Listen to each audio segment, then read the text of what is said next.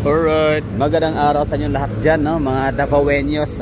Gusto ko na ipakita ho sa inyo itong hitsura ng Panakan, Barangay Panakan, Davao City, no? So, isa to sa lugar din na meron din silang sariling buhay. Oo, hindi sila nakadepende na, hindi na sila nakabase or nakadepende or hindi sila dependent, no? Sa city proper ng Davao. Gawa nung meron silang sariling public market, meron silang sariling eskwelahan. May eskwelahan ba? No? Meron mga university malapit sa may ilang area. Ilang ba yun? Ilang Tibongko. Basta malapit lang merong university. Tsaka malapit sila sa Jose Maria College, no? Unahan lang sa may communal, barangay communal airport. And meron silang Jollibee, of course, no? Fast food restaurant. McDonald's pa yata ang wala dito sa location. And meron silang St. Peter yung Corinaria Memorial Chapel, mga ganon. Gasoline station. Tsaka naabal to sa likod nito. Di ba? So itong lugar na to, mga taga rito ay kumbaga meron na silang sariling ekonomiya. Ibig sabihin sila, no? Buhay nga sila, no? Hindi na kailangan pupunta ng bangkirohan public market. Although may mga nakikita ko minsan, ay hindi pala minsan, lagi, no, na mga sumasakay ng jeep papuntang bangkirohan public market. Doon sila kukumprada, syempre mas mura siguro, no, kumpara dito sa Panakan area. Pero ang tinutukoy ko dito yung buhay ng mga taga rito is very accessible na sa lahat. Kumbaga may pagkain.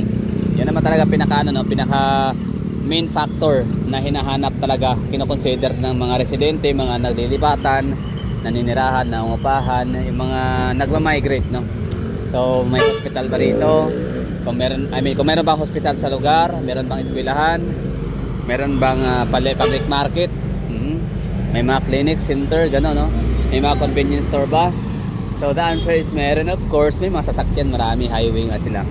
So ito yung Panakan Public Market area. So marami itong mga bahayan.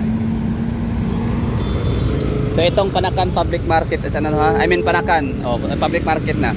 So ito ay sukat nito, distansya away from City Hall of Davao is 13 km. So may kalayuan na rin siya.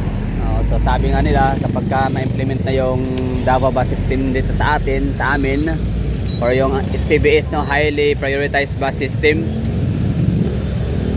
daw siya, hanggang dito, kumbaga yung mga jeep ruta downtown to papuntang Panakan Public Market ay hindi sila kasama sa phase out, no, ng mga jeep. Although darating yung time na ma-phase out sila, pero hindi sila yung pinaka-list priority, or ibig sabihin parang pinakahuli, no. Sila yung pinakamatagal na ma-phase out, unlike sa mga biyaheng Tibongko, Ilang, Bunawan, Lasang, Panabo, papuntang mga Mandog, Kalinan, Toril, Mintal. So yung mga lugar na yon, yung mga destination na yon, siyang pinakaunang i-phase out para palitan ng mga city buses. Ito na yun, public market nila. So syempre kasama to sa natin vlog. Iikotin natin yan ngayon. O nga pala, traffic pala dito, napakadalas ng traffic dito. Dahil nga sa syempre palengke, bilihan, babaan, sakayan, eskwelahan. Maraming tao, no, tumatawid, pedestrian. Oo nga, bakit hindi sila naglagay dito ng overpass para sana hindi na masyadong magkakaroon ng traffic? Ano kayang rason? Sinong mga taga diyan, mga taga City Hall, no? Na maaari yung i-comment diyan. Bakit kaya hindi ito naisipan na lagyan ng pedestrian, tawag nito, footbridge or overpass, no? Para yung mga tao na yan sana, sila ay hindi na sila makakaabala, no? Ibig sabihin hindi na kailangan mag-interrupt sa mga sasakyan na dumadaan. Sana lagyan ng overpass. Kasi grabe yung traffic talaga dito, aabot to hanggang doon sa may layo, sa may bus stop or bus stop.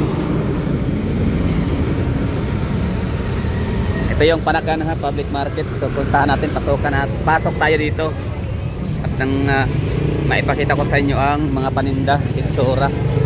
Ano ba mga paninda dito? Siyempre just like Bangkirohan Public Market, completos din yata sila. I don't know kung sa livestock, parang meron din sila livestock pala. Mga buhay ng mga kambing. Palagay ko ito yung pangatlong pinakamalaking public market sa Davao. Ay, hindi pala. So, i-rank na lang natin top 5, no? Number 1 public market na pinakamalaki is Bangkerohan. Number 2 is Agdao Public Market. Number 3, Toril Public Market. Pero paborito kong palengke talaga, Toril eh. Maliban sa napaka-presko ng prutas dyan, saka mga isda, grabe, the best. Mura pa. Kasi meron sila sariling pantalan, port, no? Fish port.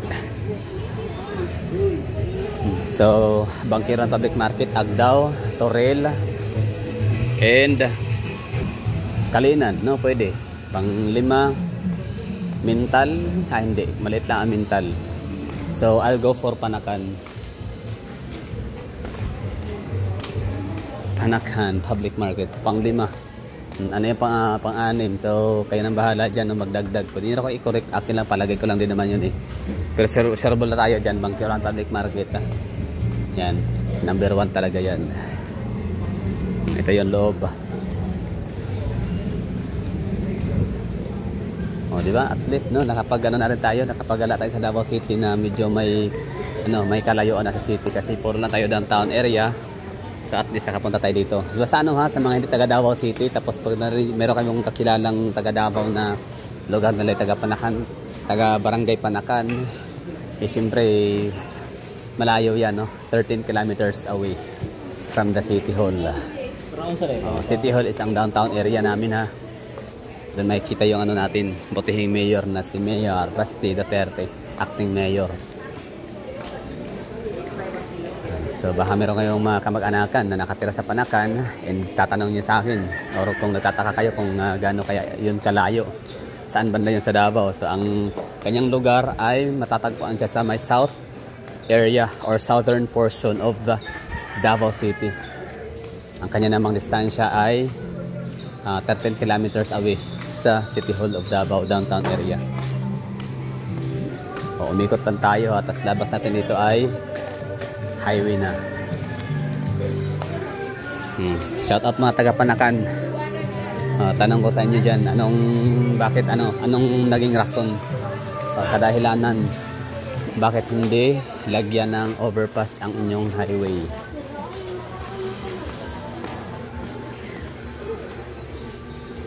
So ito yung wet market nila. Ayan, may nakita tayo dito mga isdaan, seafoods.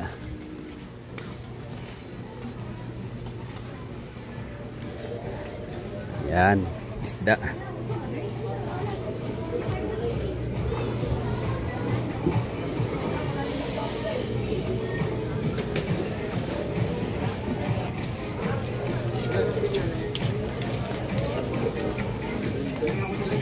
Tapos doon naman sa kabila ay karnihan.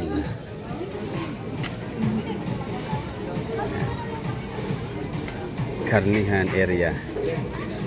Yun know, so syempre diretso tayo dito. Yan naman ay mga RTW. So dito tayo sa gitna. Meron dito mga yata, gulayan.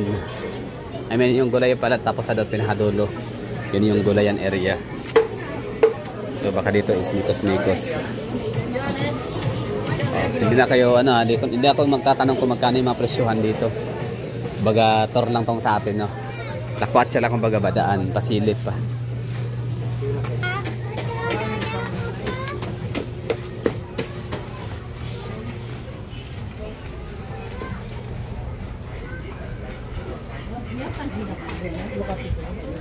Mga cellphone area, tas bigasan dito.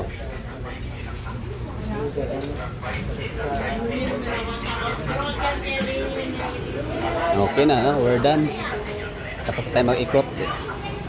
Wet market, karnihan, and eto na, highway na tayo, labas na. So maraming thank you sa mga nanonood. Sana nagustuhan ho ninyo ang ating munting palabas na handog sa inyo. Panakan Public Market, Barangay Panakan, Davao City. So tawid tayo rin sa may pedestrian lines or pedestrian lanes.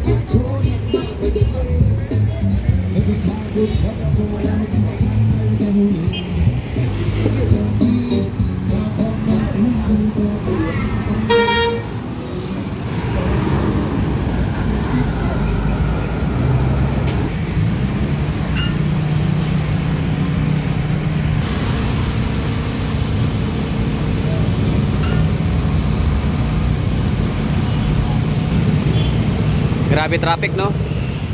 Time check tayo. Alas 10:58, mag alas 11. Magtatanghali. Kaya ganyan rin kadami tao no labasa sa eskwela. Ay, linggo pa lang ngayon. Di ba dapat ano siya, linggo, walang masyadong tao, no? Wala masyadong sasakyan. Pero ito, busy. Grabe traffic.